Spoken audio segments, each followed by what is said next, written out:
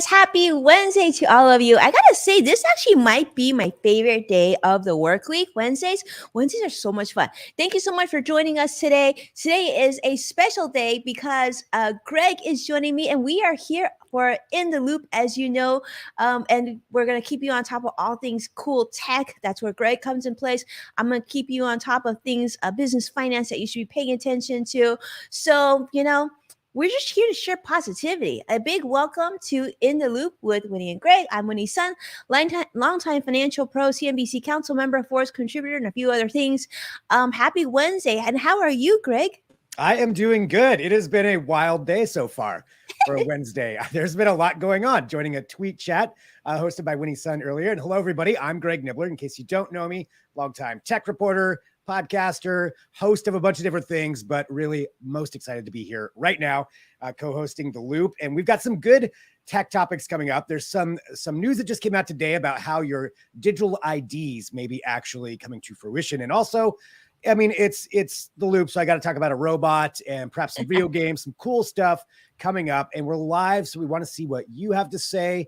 Drop in your comments. Even if you're watching afterward, drop it under the comment of whatever video you're on. But we're here. Drop in your questions, whatever you want to talk about. And as always, I love how we start the show off with Winnie explaining the world of finances to people like me who are not very good at that. And I get to learn what's going on and know what's important. And it's always so nice of you to share that information with us. Thank you, Greg. It is such a special Wednesday, Greg, because I get to see you multiple times today.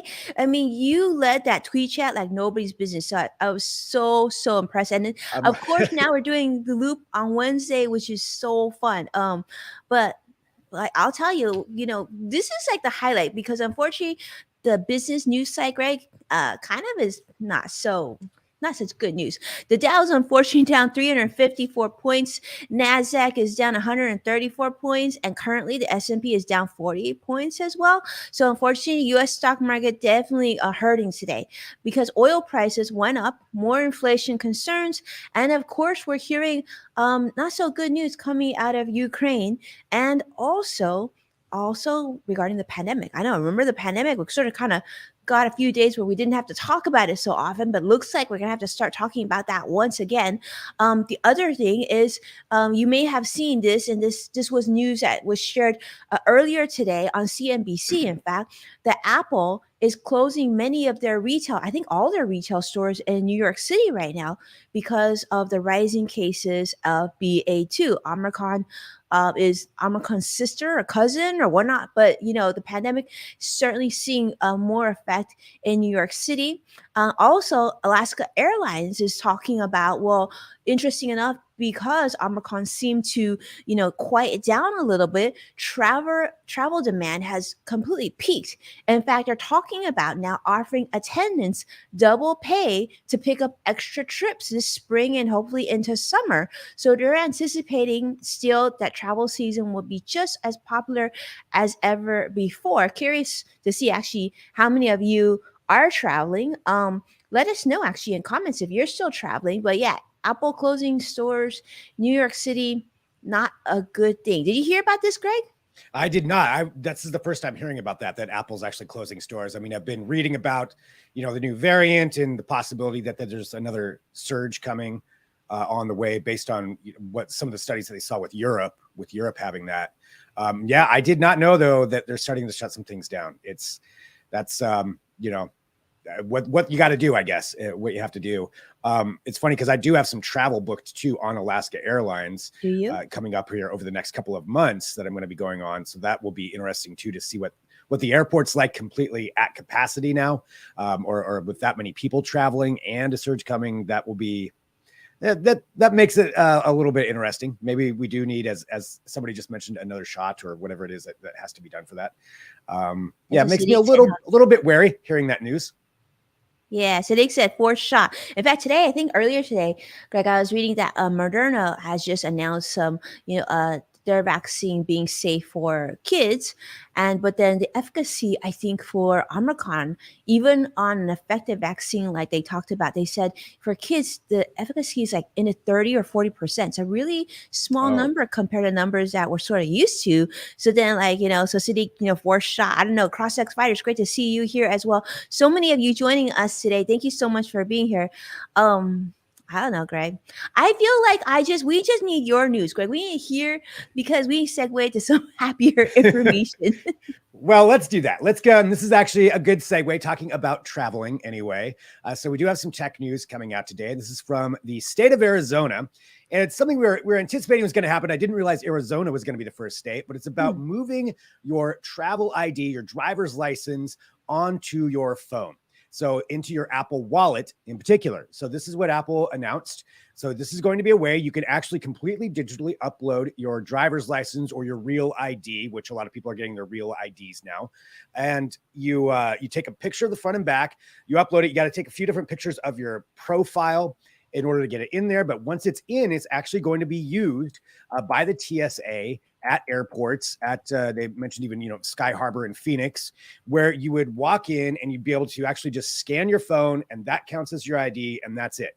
And you move on. Not even just your phone, even your Apple Watch as well would be another way you can do it. Yeah, here's kind of the demonstration. So you would go in, the TSA would tell you what you need. Now you would be using Face ID or Touch ID to confirm some things or double click it. Yeah, just like that. But that's how they're saying it'd be a lot faster to go through. And I am curious what people think, how you feel about that. Is that something that you feel comfortable with? It is scanning your face in there. They said that it's the government that will actually handle that, and then they'll just send it to them digitally securely. But people do get nervous, obviously, for obvious reasons, for security reasons, of scanning your face for that. But for that convenience, is that something you'd be willing to do to make it just that much easier to present that kind of stuff? Winnie, what do you think? I think I'm all for this, but I do have a question, Greg. Mm-hmm. So I understand that this is starting in Arizona, right? So you talked about that you could do this at the airport. Does that mean that, like, I say you and I both don't live in Arizona? Are we able to put our IDs into this to be used at Arizona airports, or is it only for like Arizona license holders to be used at Arizona airports currently? That's a good question. I believe it's just for Arizona license holders for right now, but they did say it's going to be coming to some more states. So Arizona is the first. They've got a list of states. Actually, California and Oregon aren't on the list of the initial states, but they did say a few others. So just for people watching here, I think I can give you what some of them were. Like Connecticut, Georgia, Mississippi, Ohio, Oklahoma, and a few others that's going to start showing up there as well. But for right now, that's just going to be it. But I think this is something that they've been talking about for a while. I'd imagine Google will be doing as well down the line, of putting all our information, eventually. So it's all whittled down to one phone, one device. You pay for everything with it. You have your IDs on it. You've got all your contacts, email, everything all in one device that you hope you don't lose.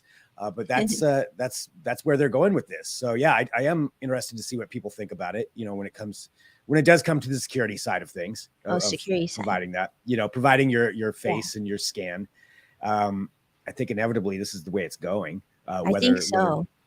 Whether it's something that people are interested in or not, or want to use. I think eventually that's probably how a lot of things are going to be. But this is what it is. The convenience, though, you can't deny. That's pretty great. You can't deny. I don't know, Greg, this happened to you before, but I've done that at least once, where I'm driving to the airport and I turn to my husband. I'm like, oh my goodness, I forgot my passport, or I forgot my driver's license, and we had to go home. But how nice would that be? I mean, first driver's license, maybe in the future passports. But I agree with you that security part of it, sometimes, we have to take pause and think about. Personally, for myself, I think I'd be okay with it, just because I do think, having a driver's license is also risky too. You could easily lose that card, right? And I think that with a lot of people forging fake driver's license, right, this would obviously build your Face ID, maybe retina scan eventually, because like Clear does that. I think it's the most efficient technology. Maybe it's just something that we have to accept, but I know it just seems, Greg, I'm going to tease you on this. I feel like it's another reason to get an iPhone. I know. Yeah, it is adding more and more things onto there. I'm still with my Samsung. but they don't have it on that, so it's not coming there. So yeah, it's Apple's really incorporating a lot of stuff into their devices, and they're pretty secure with a lot of the info. But this is info being shared back and forth with government agencies. I feel like that's going to give us a little bit of hesitancy until there's more clarity on that. But yeah, it's something that you can do now in Arizona. So I think that's I like the idea of it. I think I would do it, but that's also because I'm a tech reporter and You gotta do it. my info is already out there. They already I already personally put my voice into an AI, so it's like, I'm done for anyway. So I'll do it. But I have to do it on an iPhone. So that's what we had though coming out from Apple today. Now I got a couple other things here. Just that have happened this week that I wanted to bring up that are kind of fun topics, and I wanted to get people's opinions. So the Game Developers Conference is going on right now, and this is the big event where all of the people that design all your video games or mobile games that you love, they are paying a lot of attention to this because all of those people are going to their own convention. They're taking a look at some of the new technology, and that's what I wanted to showcase partially right here. So there is a game developer called Unity. Actually, this is kind of the game engine, if you will, that a lot of video games are built on, a lot of mobile games are built on. If you've played any kind of mobile game, you probably played one that was built on Unity. So game developers can go use this, create whatever they want. But now we've got a new demo that they put out that's showcasing some of the latest technology and what they're calling a digital human package. So a game developer could go to this and create a digital human for their game. And it's pretty amazing how great the graphics are, or unnerving, depending on how you want to look at it. So this is a demo called Enemies. And you have this woman here who's sitting in a room. Again, all this is completely within a video game. You have all the things kind of happening there. But when you take a look at her, what they're really highlighting is the way and how realistic the skin tones, facial muscles, how the light reflects off of it, how they even got into it like some red, some like blood vessels underneath. That's what they want to show here, is how accurate they've come with this. And also even the hair it's this hair strand technology. And they're showing like how detailed this is. Again, this is a video game. This is not a real person. That's a digital human. And you can tell when but it's still getting so close to where it's going to be really difficult to tell the difference. Wow. That's incredible, Greg. It's so interesting that you mentioned Unity, and CrossX Fighter is saying Unity. I heard of this before. CrossX Fighter, I heard of this before. You know where I heard it? I heard it 2 nights ago. My 10-year-old, when he was about to go to sleep, he told me, "Mommy, I want to create my own game on Unity." And I had to Google what this Unity is. This is, I can't believe that's not a real person, Greg. It almost looks like a movie. Yeah, it does look like a movie. And you can see this kind of technology because you've got Unity. There's also Unreal Engine 5. That's another kind of competing one for a developer platform. But yeah, you could see this being used to make a movie, down the line, just completely making an entire movie within this. And one of the things actually that Unity did, they recently purchased Weta Digital. Weta Digital is it's a technology firm, but also they were the ones behind Lord of the Rings. So a lot of the costumes and a lot of the digital technology behind that. So the CGI. So they have them under their belt now, which is going to add even more to maybe that push into cinematography and different ways to bring that in.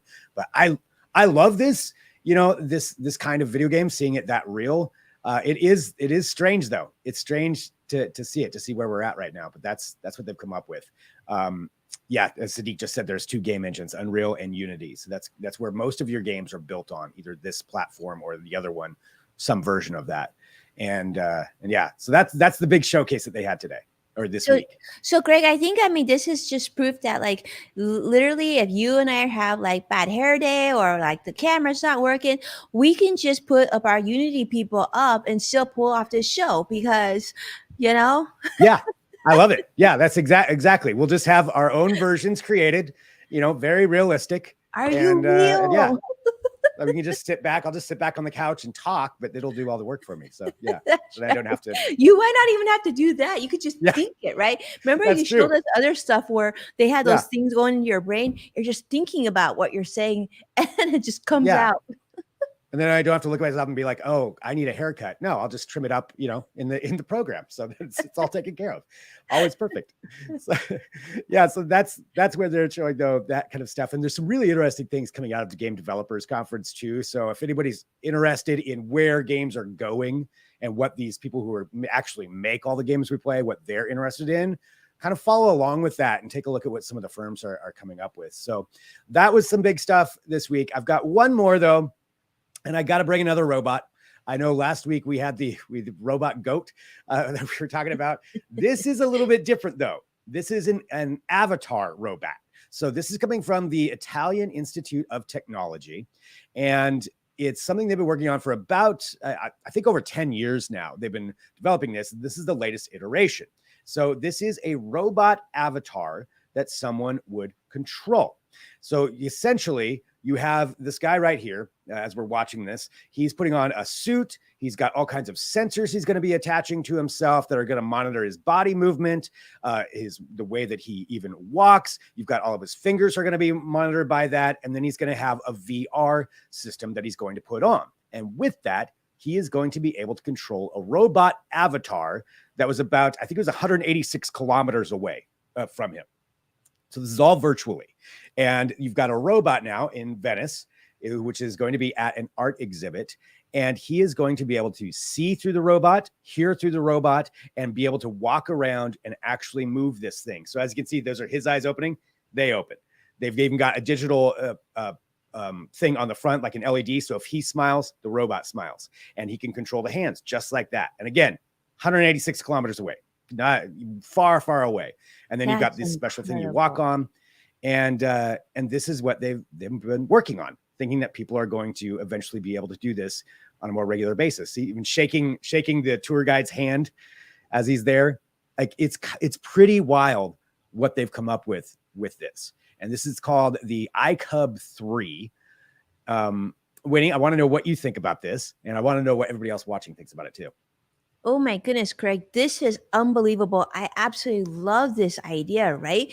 I mean, I'm sure everybody who's watching this is thinking the capability, right? Future surgeons going across the globe to perform surgery, caregivers taking care of people that are in need, right? Yeah. This is absolutely incredible. I think this is definitely using robotics for the right reasons. What do you think, Greg? Yeah, I agree. All those would be very, very good use cases for it. I think you could also look at it from, robots going into places where it's unsafe for humans to be in there, maybe toxic environments, maybe a nuclear reactor. Nuclear war we're talking about, right? Mm-hmm. Yeah. And you could have all of that. And then nuclear war or nuclear reactors anyway, as far as something like that. But sorry, I was looking at Sadiq's comment too. So you could do that, but there's even people talking about this eventually being something that you could have a robot on the moon and be able to tap into that. And all of a sudden you're walking around on the moon or like a foreign landscape like that. So it's pretty amazing technology to be able to do this, to beam it in and have that ability. I mean, it looks kind of weird when he's standing there like that, but raising his eyebrows, that was it, following exactly what he did, smiling, waving, all of it. Wow. That's like in-person meta, right? Yeah, exactly. Yeah, that's that combination of the metaverse and reality. Maybe that's where we're going, where we're all going to have our avatars walking around in the real world. Again, further ways that we're not going to be out in the real world. But I think there's some valuable use cases for this. It could be like, imagine, Greg, for example, let's just say, right, let's say you're going camping, right? And your dog is missing you and your dog's hungry. You could go in there, plop in, get the dog food out, pet your dog. Yeah. Like there's definitely we could get really creative with the use case of this. Yeah. And we'll see where it goes. I mean, this isn't something that you can go buy right now. They've been working on it for quite a while, but that's where they're heading with it. And there's other companies that are working on this idea as well. As I mentioned, with the moon side of things, there was even some use cases. I don't want to say which company because I don't remember exactly, but there's some other companies that are working on those kinds of things as well. So, robot avatars could be in our future. That could be the future of robots. At least we're controlling them. for anybody Yeah. who's worried about the robot takeover, at least this would be humans in control of them. Yeah. As long as the cute human's not crazy, it seems Yeah. like it should be Yeah, good. that's true. Maybe you do want the robot in charge. I don't know which is worse. There's got to But be that barrier. yeah, yeah, that's a tough call. But that's what they're working on. So yeah, I thought that was cool. Wanted to bring that to the table, but it's been there's a lot more that's coming up in tech here over this next week, and I expect some more stuff from the Game Developers Conference and things going on. But that's what I had for today to kind of for my show and tell here with the group on the loop, and that's because we had a big morning here with the tweet chat that I joined that Winnie had graciously had me on. And that was a lot of fun, I got to say. And hello to everybody who was able to join that.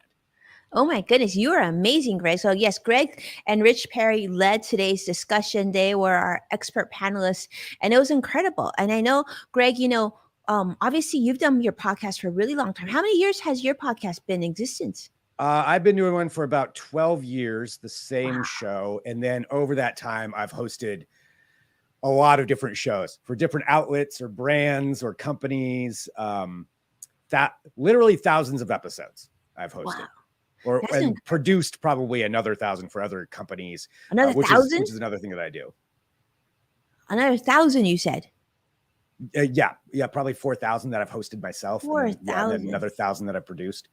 That's incredible. Episodes. Yeah. But that's incredible, Greg. So, because they say 70% of Americans have heard a podcast, and the vast majority of them obviously listen to podcasts. And so, I think that the discussion, many people say, well, it seems like podcasts have been around for a really long time, but they seem to always evolve, Greg. And I know you've been doing this, you said 12 years, that's quite a bit of legacy. I mean, definitely, I feel like you have so much insight on how to make a podcast successful. And also, I think one thing that I loved of your shares today, and along with a lot of the members that came to the tweet chat today. And by the way, I should say that if you miss this tweet chat with Greg, you can definitely jump on Twitter, do a hashtag search for Winnie Sun, that's one word, and you can see all the shares that Greg and everybody else shared. And that way, if you want to join the conversation, you're welcome too. You can, a lot of people go in there and retweet. You're gonna see them replying to Greg throughout the weekend, and you could definitely do that.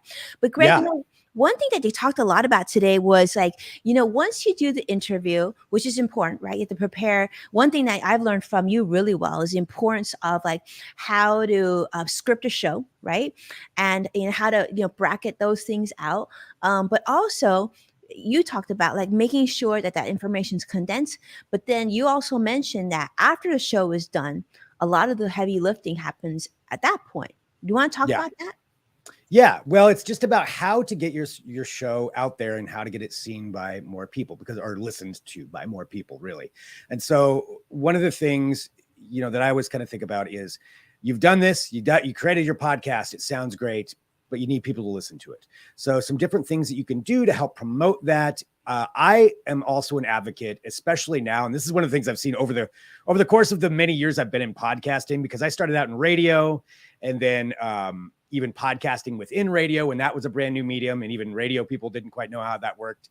To now, video is such a key component, I feel like. Even if you're not putting out a video podcast, in addition to your audio podcast, I think video is a great way to add on to that, because you can take video clips, put those up, helps promote it. But even if you're not doing video, making something out of your audio. And there's a lot of really great tools out there to do that. But putting up little snippets, you just did the show. You know what, say 3 or 4 great moments are from your show. Things that are, say, 30 seconds or less. Let's go with that range. It could be a little longer, it could be shorter, but 30 seconds for an average.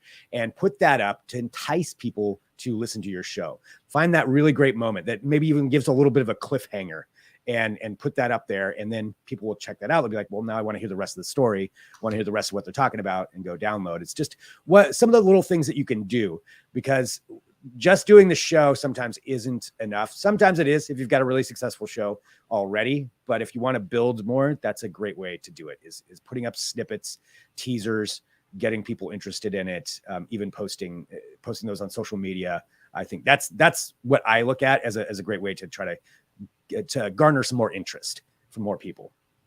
That's brilliant. The cliffhanger part. That was brilliant, Greg. So true. Someone had Yeah. mentioned like sharing bloopers or sharing something funny. I think one of the Yeah. chat participants like share funny content. And then another person said, make sure you get right to the point, make it tight and don't go on and on. But yeah, the cliffhanger is so key because, right? Because if you didn't hear all that the guest was saying and that good stuff, then you got to go listen to the episode. So you're Yep. grabbing them to come. Really Yeah. smart. Mm-hmm. Yeah. I mean, and it does depend on what kind of show you're doing too. I think there's some general blanket rules that are good ideas, but also it can tailor to the type of show that you're doing. If it's more business oriented, clean, concise, to the point really is good. If it's a comedy show, well, that's different. That's a whole different kind of animal on what you're doing there. That's more personality driven. So maybe you do want to go on for a while talking about things.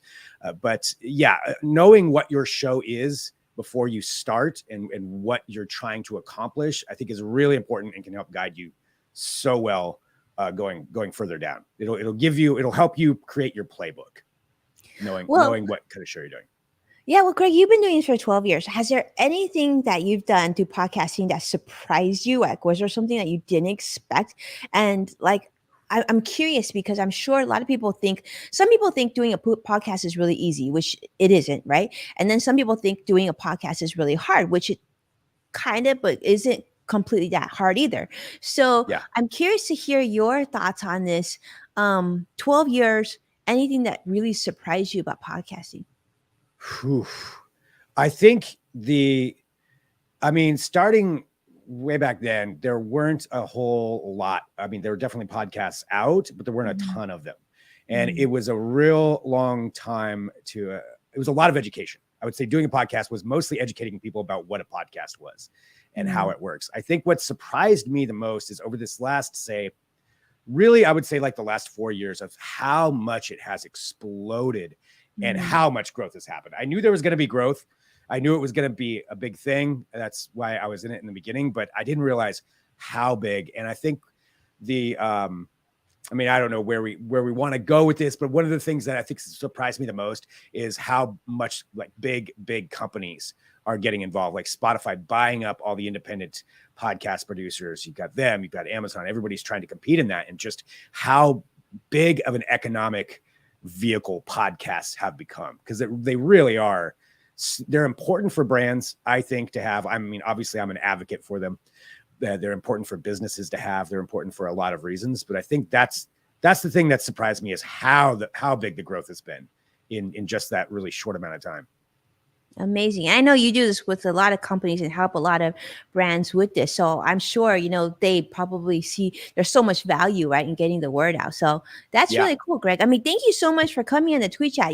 One of the reasons that we keep doing this tweet chat, we just crossed over our 6-year anniversary, is because we get to highlight experts like yourself that are so generous with their time and teaching us about a topic, thinking about it from a productivity standpoint, business standpoint, entrepreneur, and how we can grow and really develop other avenues of like success or business or income and all that good stuff. So thank you, Greg, so much for doing that. I know that I've gotten so much feedback about how much they love your content, how much they enjoy getting to know you even better. Because I know I just had a Zoom call recently, and they just were raving about you. So thank you, Greg, for all that you do. Well, thank you so much. That was such an honor to be a part of it. And my gosh, Winnie, how you managed those tweet chats, it was almost overwhelming. I'm like, oh my gosh, there's so many people on here and I want to reply to everybody. I don't know how to do it. I got overwhelmed. So I'm gonna go back and reply to some things myself and really read through all the comments, because everybody had great ideas. There were some really great ideas in there. Some that SEO I learned stuff too. It was really good.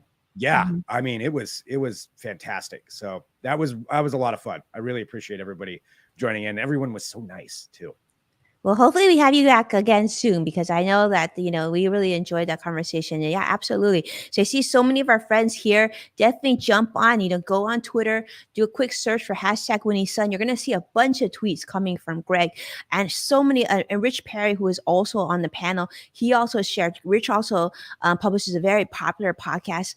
John Lim, he couldn't make today. He was supposed to be on our panel as well. You want to definitely give him a follow as well. He does a great job with repurposing and really getting the word out about his podcast. And so they definitely highlighted, and I'm really a student here. I'm taking a lot of notes. My goal is to package a lot of the content that we learned today, and that way we can go ahead and share that out with all of you. But yeah, 12 years that Greg has been doing this is absolutely incredible. And not only that, before that, he was in radio. So you can see how it's kind of transition. Biggest difference, Greg, radio versus your podcast. What do you think? Oh, biggest difference from broadcast radio is the complete freedom to do whatever you want. And that can be a good thing and a bad thing. I mean, I would say going back to broadcast radio, and anybody who's been in radio knows this, you've got a program director.